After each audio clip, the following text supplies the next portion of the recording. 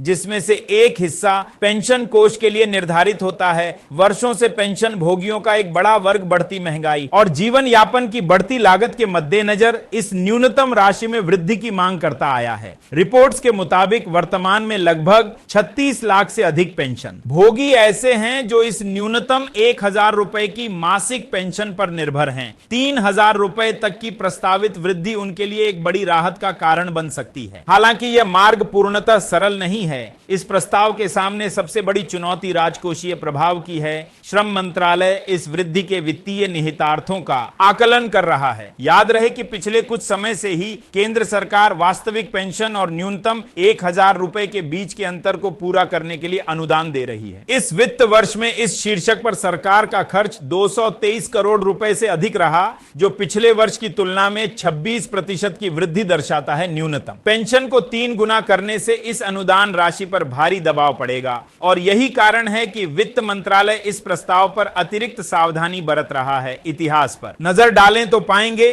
कि पूर्व में भी श्रम मंत्रालय ने बजटीय सहायता के साथ पेंशन को 2000 रुपए प्रतिमाह करने का एक प्रस्ताव रखा था, जिसे वित्त मंत्रालय ने स्वीकृति नहीं दी थी। हाल ही में आगामी बजट पूर्व परामर्श सत्र के दौरान पेंशन भोगियों के एक प्रतिनिधि मंडल ने वित्त मंत्री निर्मला सीतारमण से मुलाकात कर इस राशि को सीधे 7500 रुपए प्रतिमाह तक बढ़ाने की मांग भी रखी थी। हालांकि उन्हें कोई औपचारिक आश्वासन नहीं मिला। कुल मिलाकर यह प्रस्ताव एक सकारात्मक संकेत है, जो दर्शाता है कि सरकार इस मुद्दे पर सक्रियता से विचार कर रही है। मुद्रास्फीति के दबाव और पेंशन भोगियों और यह सरकार की राजकोषीय प्राथमिकताओं पर निर्भर करेगा। विशेषज्ञों का मानना है कि यदि यह प्रस्ताव पास होता है तो इसे आगामी महीनों में लागू किया जा सकता है। दूसरी प्रमुख खबर पुरानी पेंशन योजना को लेकर एक बड़े अपडेट की है। सूत्रों से प्राप्त जानकारी के अनुसार जल्द ही वरिष्ठ नागरिकों के लिए कुछ नई सुविधाओं और घोषणाओं की उम्मीद जताई जा रही है। यह माना जा रहा है कि सरकार वरिष्ठ नागरिकों के कल्याण को ध्यान में रखते हुए पुरानी पेंशन योजना के दायरे में 8 नई सुविधाओं का ऐलान कर सकती है। इन सुविधाओं का उद्देश्य बुजुर्गों को केवल आर्थिक सहायता ही नहीं,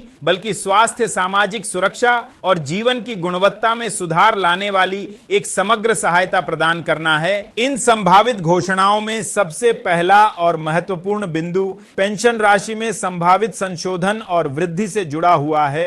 वरिष्ठ नागरिक लंबे समय से बढ़ते चिकित्सा खर्चों और महंगाई के कारण आर्थिक तंगी का सामना कर रहे हैं। ऐसे में पेंशन राशि में वृद्धि उनके लिए एक बड़ी राहत साबित हो सकती है। संभावना जताई जा रही है कि महंगाई भत्ते को और अधिक उदार बनाया जाएगा ताकि पेंशन का मूल्य समय के साथ कम ना हो। इसके साथ ही पेंशन समायोजन की प्रक्रिया को और अधिक स्वचालित बनाने पर भी जोर दिया जा सकता है, ताकि पेंशन भोगियों को हर बार नए आवेदन करने की आवश्यकता ना पड़े। दूसरा प्रमुख क्षेत्र स्वास्थ्य सेवाओं में विस्तार का है। नई सुविधाओं के तहत वरिष्ठ नागरिकों के लिए विशेष स्वास्थ्य कार्ड जारी किए जा सकते हैं, जिनके माध्यम से वे देश भर की सरकारी एवं मान्यता प्राप्त निजी अस्पतालों में कैशलेस उपचार प्राप्त कर सकेंगे। इसके अलावा महंगे इलाज जैसे डायलिसिस, कैंसर थेरेपी, हृदय रोगों के उपचार और नियमित दवाइयों पर विशेष सब्सिडी या छूट की व्यवस्था भी की जा सकती है। घर बैठे चिकित्सकीय परामर्श, होम नर्सिंग सुविधा और नियमित हेल्थ चेकअप को भी इन सेवाओं में शामिल किया जाना प्रस्तावित है। तीसरा बड़ा बदलाव डिजिटल सुविधाओं के विस्तार के रूप में सामने आ सकता है। डिजिटल इंडिया के विजन को आगे बढ़ाते हुए सरकार पेंशन से जुड़ी सभी सेवाओं को ऑनलाइन और मोबाइल फ्रेंडली बनाने पर जोर दे सकती है। इसमें जीवन प्रमाण पत्र का डिजिटल सबमिशन, आधार आधारित फेस रिकॉग्निशन तकनीक का उपयोग, पेंशन स्टेटस की रियल टाइम ट्रैकिंग और घर बैठे ही सभी दस्तावेजों के सत्यापन की सुविधा शामिल हो सकती है। इससे बुजुर्गों को बार बार बैंक या सरकारी दफ्तरों के चक्कर नहीं काटने पड़ेंगे। चौथा महत्वपूर्ण पहलू यात्रा रियायतों में सुधार से संबंधित है। वरिष्ठ नागरिकों की यात्रा को सुगम और किफायती बनाने के लिए रेलवे, बस और मेट्रो सेवाओं में अतिरिक्त छूट दी जा सकती है। इसके अतिरिक्त प्रमुख रेलवे स्टेशनों, बस अड्डों और हवाई अड्डों पर उनके लिए विशेष सहायता काउंटर, प्राथमिक कतारें और व्हील चेयर सुविधा को और मजबूत किया जा सकता है। हवाई यात्रा के दौरान बोर्डिंग में प्राथमिकता भी एक प्रस्तावित सुविधा हो सकती है। पांचवा, प्रशासनिक प्रक्रियाओं में सरलीकरण पर ध्यान दिया जा सकता है। पेंशन भुगतान से जुड़ी कागजी प्रक्रियाओं को न्यूनतम करने के लिए विशेष प्रायोरिटी सर्विस विंडोज की स्थापना की जा सकती है, जहां वरिष्ठ नागरिकों को बिना लंबी प्रतीक्षा के त्वरित सेवा मिल सके। इससे पेंशन वितरण में पारदर्शिता और गति दोनों बढ़ेगी। जाएंगी। छठा, सामाजिक सुरक्षा और कल्याणकारी योजनाओं का विस्तार किया जा सकता है। केंद्रों का नेटवर्क विकसित करना शामिल हो सकता है। सातवां, मनोरंजन और अवकाश गतिविधियों के लिए प्रोत्साहन दिया जा सकता है। सार्वजनिक पार्कों, संग्रहालयों, सांस्कृतिक कार्यक्रमों और पर्यटन स्थलों पर विशेष छूट या निःशुल्क प्रवेश की सुविधा प्रदान की जा सकती है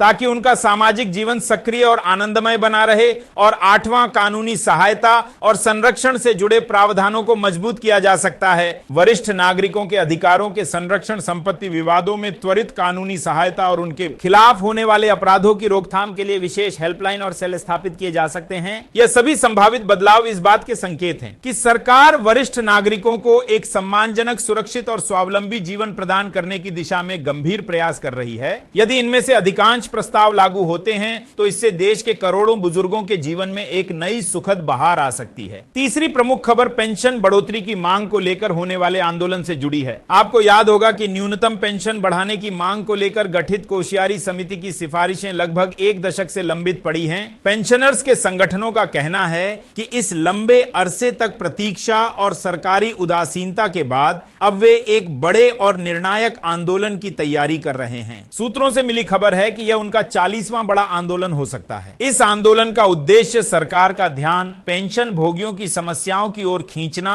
और कोश्यारी समिति की सिफारिशों को तुरंत लागू करने के लिए दबाव बनाना है। आंदोलनकारियों की मांग है कि न्यूनतम पेंशन को न केवल 1,000 रुपए से 3,000 रुपए किया जाए, बल्कि इसे और बढ़ाकर जीवन यापन की वास्तविक लागत के अनुरूप एक यथार्थपरक स्तर पर लाया जाए। वे इस बात पर जोर देते हैं